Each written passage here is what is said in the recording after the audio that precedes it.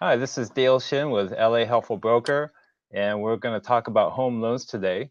According to a 2017 report from the National Association of Realtors, 88% of home buyers financed the purchase of their home, meaning they didn't buy it with cash, but pay for their home with a loan.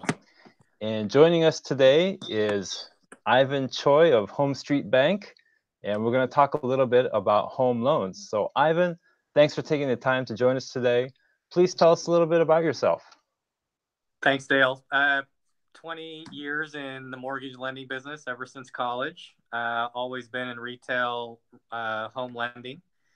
Been involved with work and initiatives across the country, but today I'm a local loan officer in Southern California in Pasadena. Great, great. So, do you have any area of specialization, like any type of loan that you are more comfortable or familiar with? Well, a lot of mainstream lending, but also some alternative lending as well. But conventional loans, government, jumbo, loans for investors, um, and loans that for people that are self-employed. Okay, great. So, home loans, they seem pretty straightforward. Nothing too out of the ordinary seems like it would happen. But tell us, was there anything, or what's the most interesting or craziest thing you've seen happen in the loan process? Craziest thing. Yeah, that's there's a lot of crazy things that happen. Oh, There's a really? lot of silly things that continue to happen. I would tell you, rather than the craziest, because there certainly are some crazy situations. I'll tell you about some common ones, which is people that for whatever reason they make a huge purchase in the middle of their loan process. So go out and buy a luxury car Mm, without telling their lender. That causes issues. Um, for folks that decide to go on their annual vacation, family vacation, in the middle of the loan process, that causes some serious issues. But back to the crazy, we've had crazy situations where people are away on a trip. They, did not give us the power of attorney to be able to get loan docs signed, or have somebody have loan docs signed, and they were in remote parts of the world where they don't have access to anything, much less a notary or any service to get the loan docs done.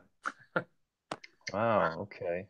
So you mentioned earlier someone bought a luxury car, or I guess went on a big expensive vacation during their home loan process. Can you tell us a little bit about why that causes a problem? Well, any big home purchase, I'm sorry, not any big purchase like a car in the middle loan process, that creates an additional expense for that borrower that the lender needs to make sure that they work through. So if the borrower qualified by the skin of their teeth from an income or a money standpoint, and they're kind of at the edge, and they decide to go out and make a big purchase that affects their financial position, then it could actually disqualify them for the loan at that point. Um, Taking a trip abroad or taking a trip away, I mean, if you are unreachable as a home buyer, and we are needing to get critical information or something signed, then that creates an obvious problem. Okay, gotcha. All right. Well, that obviously are two things you don't want to do during the home loan process. What can you tell us about things that people might do before they actually apply that might prevent them from getting a home loan or hurt their chances of being able to get home financing? Well, it's nothing new. It's written all over the place and can be found on the web. But just basic things are making sure that they know what's on their credit report, and Hmm. and generally what kind of scores they have. Hmm. They want to, people need to be sure that they have, adequate income to support the home purchase that they want to make, relative also to their expenses.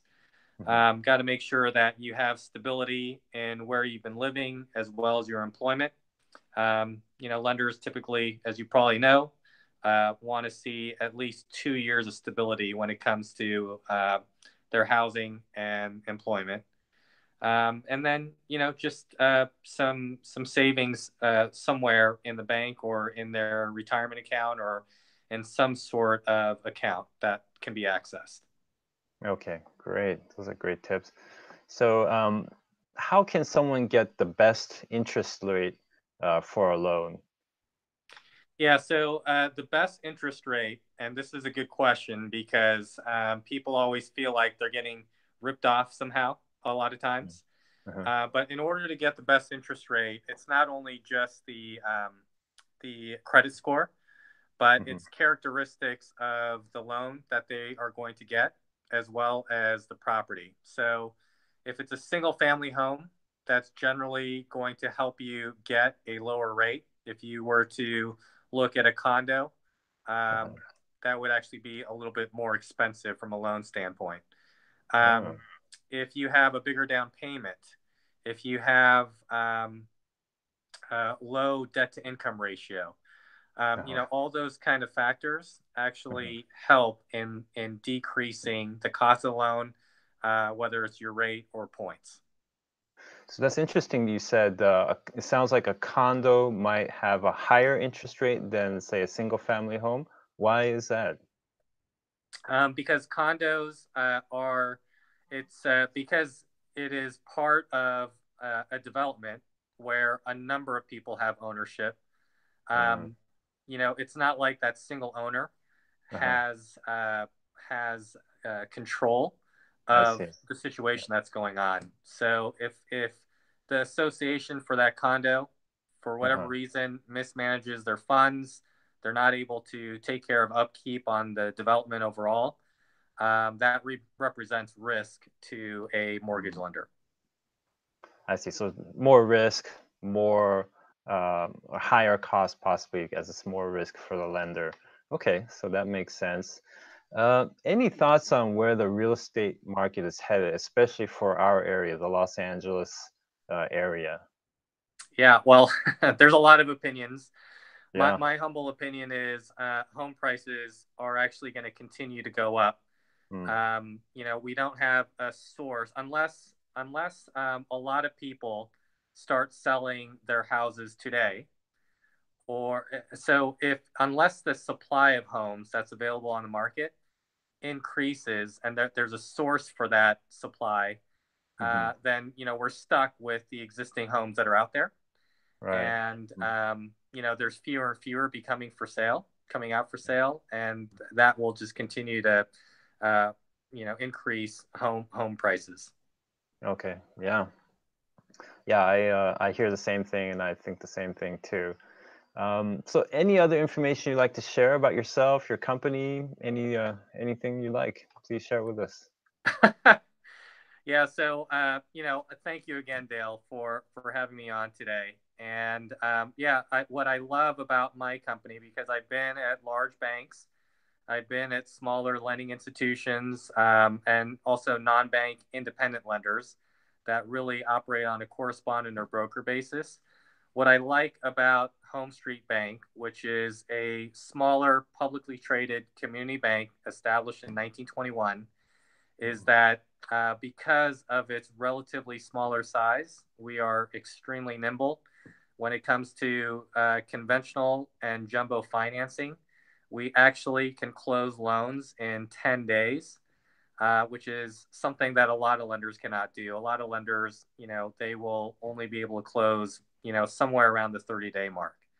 But we can make purchases happen very quickly. So, to your question earlier about, where's the market going, if the available properties for sale are still, scarce, and we have just crazy competitive offer situations, the ability to close quickly is a great negotiating point for anybody that's making an offer.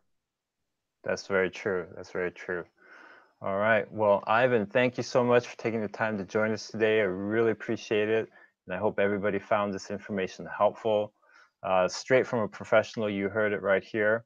And if you have any questions for Ivan, I'll post his information below, or you could put questions in the comment section, and one of us will get back to you right away, hopefully. And if you found this helpful, please give us a like. And thanks again, Ivan, and everybody take care. Thank All you. right, Ivan. I'll see you. Take All care. right. Take it easy. Bye-bye. Bye.